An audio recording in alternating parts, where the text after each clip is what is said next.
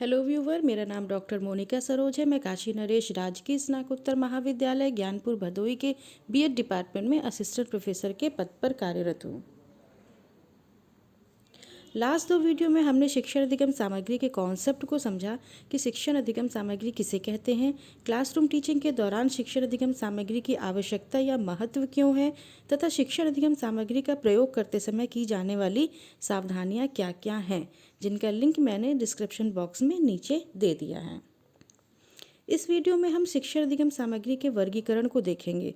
शिक्षण अधिगम सामग्री को कई आधारों पर वर्गीकृत किया गया है।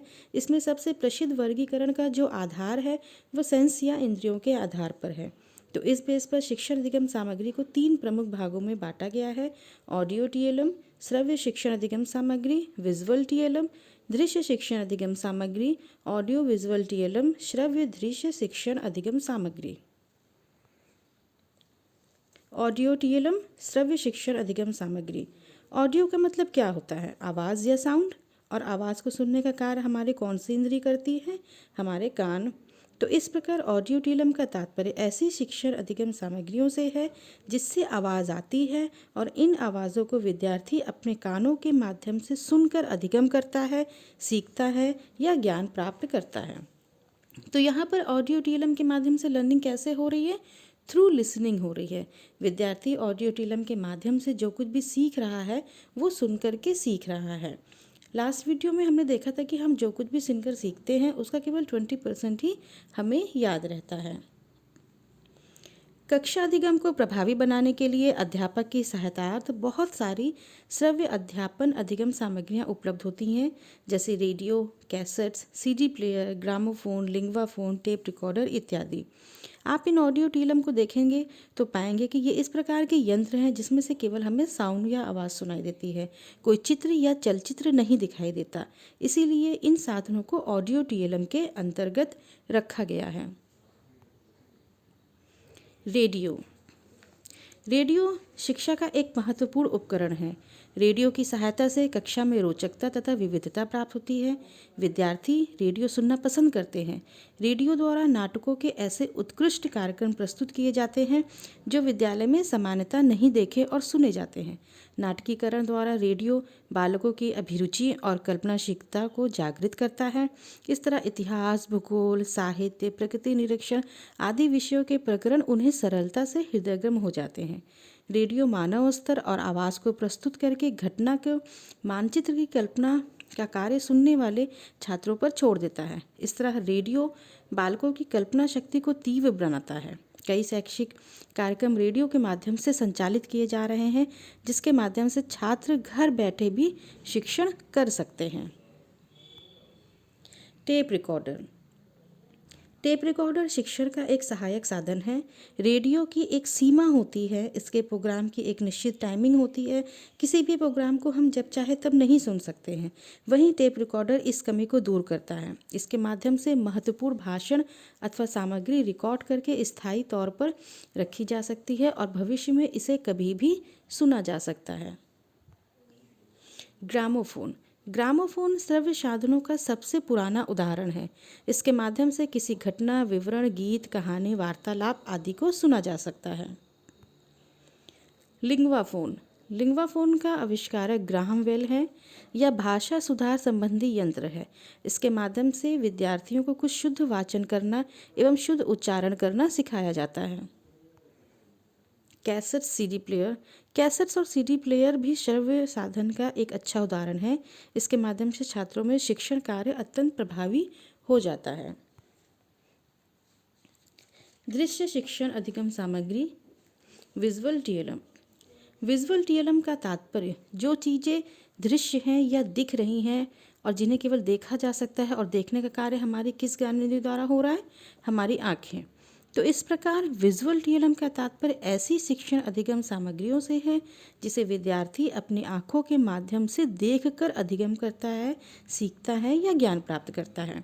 तो यहाँ पर विजुअल टीएलएम के माध्यम से लर्निंग कैसे हो रही है? थ्रू व्यूइंग हो रही है। विद्यार्थी विजुअल टीएलएम के माध्यम से जो कुछ भी सीख रहा है वो देख करके सीख रहा है। हमने देखा कि सुन कर कर विद्यार्थी जो कुछ भी सीखता है उसका 20% ही उसे याद रहता है, जबकि देख कर विद्यार्थी जो कुछ भी सीखता है उसका 30% उसे याद रहता है। इस प्रकार हम देखते हैं कि सुनने की तुलना में देख कर किया गया अधिगम विद्यार्थी में ज़्यादा चिरस्थायी होता है। क्लासरूम टीचिंग को इफ़ेक्टिव बनाने के लिए टीचर्स के द्वारा बहुत सारी दृश्य शिक्षण अधिगम सामग्रियों का प्रयोग किया जाता है, जो इस प्रकार है। रियल ऑब्जेक्ट्स वास्तविक वस्तुएं, black board, models, pictures, graph, diagram, chart, poster, मानचित्र, globe, flash card, bulletin board, flannel board, magnetic board, magic लालटेन, overhead projector, epidiascopes, photographs, silence films. Real object वास्तविक पदार्थ। क्लासरूम टीचिंग के दौरान एक शिक्षक द्वारा टीएलएम के रूप में वास्तविक पदार्थों के प्रदर्शन से शिक्षण में रोचकता आती है। छात्र इसको देखकर वास्तविक ज्ञान प्राप्त करते हैं तथा यह ज्ञान अत्यंत उपयोगी व स्थायी होता है। ब्लैक बोर्ड श्यामपट। ब्लैक बोर्ड टीचर को उपलब्ध सर्वाधिक महत्वपूर्ण साधनों में से एक है। यद्यपि यह स्वयं कोई दृश्य सामग्री नहीं है, तथापि इसका उपयोग एक अच्छी दृश्य सामग्री के रूप में किया जा सकता है। स्पष्टता, शुद्धता तथा तीव्रता या तेजी के मानक स्थापित करने में इसका महत्व बहुत अधिक है। वर्तनी को समझने में यह विद्यार्थियों की बहुत सहायता करता है। किसी पाठ के दौरान ब्लैक बोर्ड पर बनाया गया कोई चित्र समूची कक्षा को ध्यान को पाठ की ओर आकृष्ट कर लेता है। साथ ही श्यामपट पर लिखकर तथा रेखा चित्र बनाकर शिक्षक पाठ की सारपूर्ण बातों पर बल दे सकता है। मॉडल्स या नमूने। किसी वस्तु या पदार्थ का मॉडल उसकी एक अभिज्ञेय त्रिआयात्मक 3 डायमेंशनल अनुकृति होता है। यह संबंधित वस्तु या पदार्थ के समान आकार का अथवा उससे बड़ा या छोटा भी हो सकता है। उसे पकड़ा या संभाला जा सकता है। इसीलिए एक चित्र या चार्ट की अपेक्षा जो केवल द्विआयात्मक 2 डायमेंशनल अनुकृति होता है, मॉडल समानतः अधिक शिक्षाप्रद एवं मनोरंजक होता है। अस्त्र शस्त्र, किला, गढ़, स्तंभ, बर्तन, आभूषण, संसद आदि के प्रतिरूप मॉडल्स सरलतापूर्वक बनाए जा सकते हैं। पिक्चर्स चित्र। प्रत्येक वस्तु का मॉडल नहीं बनाया जा सकता है, क्योंकि एक तो यह सरल कार्य भी नहीं है, दूसरा मॉडल बनाने में समय बहुत अधिक लग जाता है। इसीलिए मॉडल के स्थान पर चित्रों का प्रयोग किया जा सकता है। चित्र प्रदर्शन के लिए सबसे उपयुक्त सामग्री है। इनका उपयोग टीचर्स विभिन्न उद्देश्यों एवं अभिप्रायों से करते हैं। चित्रों की सहायता से विषय वस्तु को रोचक बना के छात्रों का ध्यान आकर्षित किया जा सकता है। चित्रों से छात्रों की कल्पना शक्ति का भी विकास होता है। शिक्षण में चित्रों के माध्यम से शिक्षक नवीन पाठ की प्रस्तावना निकालने हेतु, कठिन शब्दों का अर्थ निकालवाने हेतु, पाठ के विकास हेतु प्रयोग में लाता है। ग्राफ। ग्राफ संख्यात्मक आंकड़ों को प्रस्तुत करने का एक प्रभावशाली साधन है। इसके द्वारा संबंधों एवं विकास के प्रदर्शन के साथ साथ तुलनात्मक अध्ययन भी प्रस्तुत किया जा सकता है। ग्राफ कई प्रकार के हो सकते हैं। चित्र ग्राफ, बार ग्राफ, वृत्त ग्राफ, लाइन ग्राफ। इतिहास शिक्षण में ग्राफ का प्रयोग टाइमलाइन बनाने में भी किया जाता है। सेना की संख्या, हाथी, घुड़सवार, पैदल तथा नौसेना को ग्राफ में चित्रों के द्वारा विचारों को व्यक्त किया जा सकता है। स्केचेस डायग्राम, रेखा चित्र या रेखाकृति। ग्राफ द्वारा केवल संख्यात्मक आंकड़ों का प्रतिनिधित्व किया जाता है, परंतु रेखाकृति का क्षेत्र उनकी अपेक्षा व्यापक है। इसके द्वारा प्रत्येक प्रकार की सामग्री को प्रस्तुत किया जा सकता है। इनमें विषय वस्तु का दृश्य चिन्हों द्वारा प्रतिनिधित्व किया जाता है। चार्ट। चार्ट विभिन्न प्रकार के लाक्षणिक प्रदर्शनों के लिए प्रयुक्त किया जाता है। चार्ट कई प्रकार के होते हैं। तालिका चार्ट, टेबल चार्ट, आनुवांशिक चार्ट और धारावाहिक चार्ट। चार्ट के द्वारा सूचनाओं तथा तथ्यों को तालिका के रूप में प्रदर्शित किया जा सकता है। सिपाही विद्रोह के कारण अकबर का शासन, भूगोल के प्रभाव आदि प्रकरणों के शिक्षण में आनुवांशिक चार्ट का प्रयोग सुविधा से किया जा सकता है। वहीं शिवाजी का शासन, चंद्रगुप्त मौर्य का शासन, कांग्रेस का संविधान आदि प्रकरणों के शिक्षण में धारावाहिक चार्ट का प्रयोग उपयोगी होगा। पोस्टर।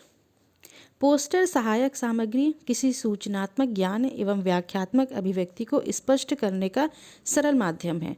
पोस्टर का प्रयोग करने से पूर्व उनके आकार, प्रकार, रंग, उपयुक्तता का पूरा ध्यान रखना चाहिए। विद्यार्थियों में अच्छी आदतों, स्वच्छता, परिवार नियोजन, जल संरक्षण, दहेज प्रथा, वनों की सुरक्षा आदि पोस्टर के माध्यम से सर्वोत्तम तरीके से स्पष्ट किया जा सकता है। मैप, मानचित्र। समय ज्ञान की भांति स्थान ज्ञान भी महत्वपूर्ण है। विद्यार्थियों को घटनाओं से संबंधित स्थलों द्वारा सीमा ज्ञान कराकर भौगोलिक स्थिति को मानचित्र द्वारा ही परिचित कराया जाता है। मानचित्रों की सहायता से साम्राज्य का विस्तार, राजधानियों के स्थान, युद्ध के मैदान, राज्यों की सीमाओं, विभिन्न स्थानों का क्षेत्रफल, स्थिति, उपज, जलवायु, जनसंख्या, तापक्रम आदि का प्रदर्शन किया जाता है। ग्लोब। ग्लोब गोल आकृति का त्रिपक्षीय चित्र है। यह पृथ्वी के धरातल का शुद्धतम रूप से प्रतिनिधित्व करता है। इसके द्वारा विद्यार्थियों को पृथ्वी के विभिन्न भागों का ज्ञान, सूर्य ग्रहण, चंद्र ग्रहण, पृथ्वी और सूर्य का संबंध, पृथ्वी का क्षेत्रफल, दिन रात तथा पृथ्वी पर वायुमंडल का प्रभाव आदि के विषय में विस्तृत जानकारी विद्यार्थियों को दी जा सकती है। Flash card. फ्लैश कार्ड का प्रयोग किसी भी चीज़ जैसे पीरियोडिक टेबल्स को याद करने, मानव शरीर की एनाटॉमी को समझने या वोकेबुलरी शब्दों को सीखने का बढ़िया तरीका होता है। अध्यापक किसी भी विषय का फ्लैश कार्ड बना सकता है। बुलेटिन बोर्ड, विज्ञप्ति बोर्ड या सूचना बोर्ड। यह प्लाईवुड या मजबूत गत्ते का बना होता है। इस पर प्रदर्शन सामग्री को लगाने के लिए ड्राइंग पिन का प्रयोग किया जाता है। इन पर विद्वानों के कथन तथा महत्वपूर्ण समाचारों, सूचनाओं एवं चित्रों आदि को प्रदर्शित किया जाता है। बोर्ड ऐसी जगह होना चाहिए जहां सभी विद्यार्थी उसे सुविधाजनक देख सके। इस पर चित्र, विज्ञापन, कार्टून, चार्ट, ग्राफ, समाचार, विशिष्ट पत्र पत्रिकाओं के लेख तथा विद्यार्थियों के रचनात्मक कार्य आदि प्रदर्शित किए जा सकते हैं। फ्लैनल बोर्ड, इसे फ्लैनलोग्राफ भी कहते हैं। यह लकड़ी का बोर्ड होता है जिस पर फेल्ड या फ्लैनल चढ़ा होता है। इस पर चित्रों को केवल थोड़ा सा दबाकर चिपकाया जा सकता है और आवश्यकता अनुसार हटाया भी जा सकता है। यह विद्यालय के ज़्यादातर मुख्य प्रवेश द्वार के आसपास लगाया जाता है। इस पर अनमोल वचन, सूचनाएं आदि लिखी जाती हैं। मैग्नेटिक बोर्ड पर अध्ययन सामग्री को जो है वो मैग्नेट के द्वारा इस पर चिपका करके विद्यार्थियों के सामने उसे प्रदर्शित किया जाता है। मैजिक लालटेन, जादू की लालटेन। यह पुराने समय का प्रक्षेपी यंत्र है। इसको चलाने के लिए बिजली की आवश्यकता नहीं होती है। इसके माध्यम से चित्रों की पारदर्शी पर्दे पर प्रक्षेपित करके बड़े आकार में देखा जाता है। वर्तमान में इसका स्थान ओवरहेड प्रोजेक्टर ने ले लिया है। ओवरहेड प्रोजेक्टर, इसके माध्यम से पारदर्शी वस्तुओं को पर्दे पर प्रक्षेपित करके बड़े आकार में देखा जाता है। चाक बोर्ड की तुलना में इसका प्रयोग करना अच्छा है क्योंकि अध्यापक बोलने के साथ साथ दृश्यों को इसमें दिखा भी सकता है। एपिडायस्कोप या चित्र विस्तारक यंत्र, ओपेक प्रोजेक्टर भी इसको कहा जाता है। इसके माध्यम से छोटे चित्र, फोटो चित्रों, मानचित्रों, रेखा चित्रों, सिक्कों, मुद्रित सामग्री आदि को बड़ा करके पर्दे पर दिखाया जाता है। इस यंत्र का उपयोग शिक्षा के सभी स्तरों पर किया जा सकता है। साथ ही शिक्षण की प्रायः सभी स्थितियों में इसका उपयोग किया जा सकता है क्योंकि इसके लिए किसी फिल्म या स्लाइड्स की आवश्यकता नहीं होती है। ऑडियो विजुअल टीएलएम, श्रव्य दृश्य शिक्षण अधिगम सामग्री। ऑडियो विजुअल टीएलएम में ऐसी शिक्षण अधिगम सामग्रियाँ आती हैं जिनको हम देख भी सकते हैं और सुन भी सकते हैं। तो यहाँ पर ऑडियो विजुअल टीएलएम के माध्यम से लर्निंग हमारी कैसे हो रही है? Through listening and through viewing. तो इस प्रकार हमने देखा कि जो कुछ भी हम सुनते हैं उसका 20% और जो कुछ भी हम देखते हैं उसका 30% ही हमें याद रहता है। वहीं जो कुछ भी हम सुनते हैं और देखते हैं उसका 50% हमें याद रहता है। इस प्रकार शिक्षण अधिगम सामग्री में ऑडियो विजुअल टीएलएम की तुलना में ऑडियो विजुअल टीएलएम अधिक प्रभावशाली है और इसका एक प्रमुख कारण एक से अधिक सेंस का एक्टिव होना है। ऑडियो विजुअल टीएलएम के अंतर्गत आने वाली सामग्रियां हैं television, films, drama, puppet, computer, mobile, video, CD, DVD. Television या दूरदर्शन। टेलीविज़न जनसंपर्क का अत्यंत प्रभावशाली माध्यम है। इसके द्वारा समाचार पत्रों, रेडियो, सिनेमा आदि सभी की एक साथ पूर्ति हो सकती है।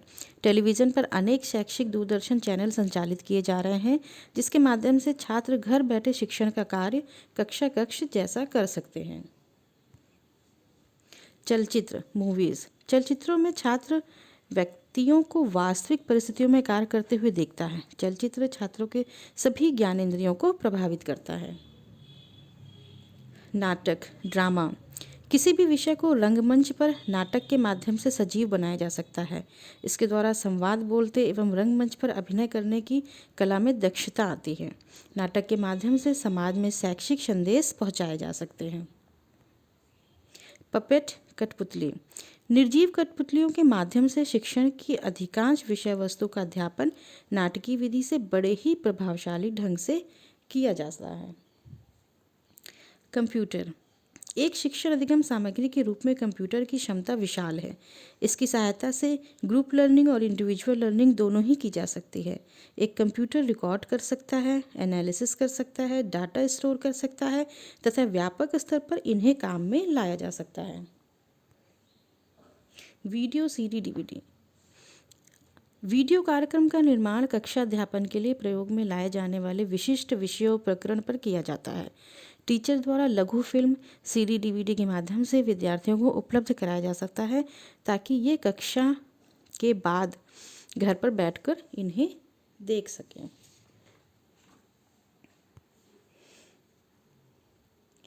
असाइनमेंट, शिक्षण अधिगम सामग्री से आप क्या समझते हैं? श्रव्य दृश्य, श्रव्य दृश्य शिक्षण अधिगम सामग्री के दो उदाहरण दीजिए।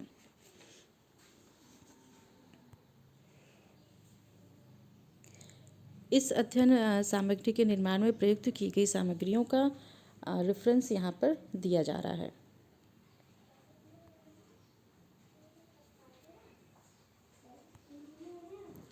थैंक्स।